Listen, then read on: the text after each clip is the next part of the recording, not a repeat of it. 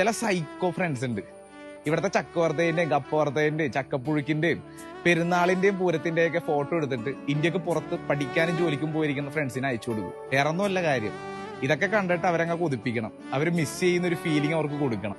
വീടും ബന്ധുക്കളും കൂട്ടുകാരും അമ്മയുടെ ഭക്ഷണവും പെരുന്നാളും പൂരവും ഇങ്ങനെ മിസ് ചെയ്യുന്ന ലിസ്റ്റ് ആണെങ്കിൽ ഒത്തിരി ഉണ്ട്.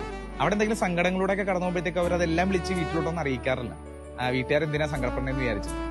ഇനി ഇതെല്ലാം കഴിഞ്ഞിട്ട് വെക്കേഷൻ ഒന്ന് കുറച്ച് ദിവസത്തേക്ക് വരുമ്പോഴത്തേക്കും നാട്ടുകാരുടെ ചോദ്യത്രേ ഉള്ളൂ, എപ്പോഴാ വന്നേ, എപ്പോഴാ പോണേ. അന്ന് പോകാൻ വേണ്ടിയിട്ട് സ്ട്രഗിൾ ചെയ്തുകൊണ്ടിരിക്കുന്ന സമയത്ത് കുറെ പേര് കളിയാക്കി ചോദിച്ചിട്ടുണ്ട്, എന്തേ പോകാറൊന്നും ആയില്ലേ, കുറെ നാളായാലോ പോണെന്ന് പറഞ്ഞിട്ട്.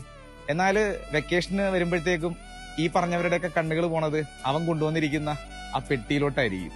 ഇടയ്ക്ക് അവര് ATM മെഷീൻ ആകാറില്ലേ, വീടിനും ബന്ധുക്കൾക്കും വേണ്ടിയിട്ട് പൈസ ഇങ്ങനെ കൊടുക്കുന്ന ഒരു ATM മെഷീൻ. ഇനി ഇതിനിടക്ക് വെച്ചിട്ട് എവിടെയെങ്കിലും ട്രിപ്പ് പോയതിന്റെ ഫോട്ടോയൊക്കെ ഒന്ന് ഇൻസ്റ്റയിൽ പോസ്റ്റ് ചെയ്താൽ എല്ലാവരും പറയും, ഓ ഇപ്പൊ വലിയ ആളായി, എന്നാലും ഇവരറിയുന്നുണ്ടാ ഈ ഷിഫ്റ്റ് അങ്ങാടും ഇങ്ങാടും ഒക്കെ മാറ്റി വെച്ച് കഷ്ടപ്പെട്ട് പണിയെടുത്ത് അതിനിടയിൽ കുറച്ച് പൈസ സ്വരുക്കൂട്ടി വെച്ചിട്ടാണ് ഒന്ന് റിലാക്സ് ആവാൻ വേണ്ടിയിട്ട് ചിലപ്പോൾ അവരിങ്ങനെ പോയിക്കൊണ്ടിരിക്കണം. ഇങ്ങനെ ഒത്തിരി മിസ്സിങ്ങിലൂടെയും കഷ്ടപ്പാടിലൂടെയും ബുദ്ധിമുട്ടുകളിലൂടെയൊക്കെ കടന്നു പോയിട്ടും അവര് അതിനൊക്കെ തരണം ചെയ്ത് പോണത് എന്തുകൊണ്ടാണെന്നറിയോ?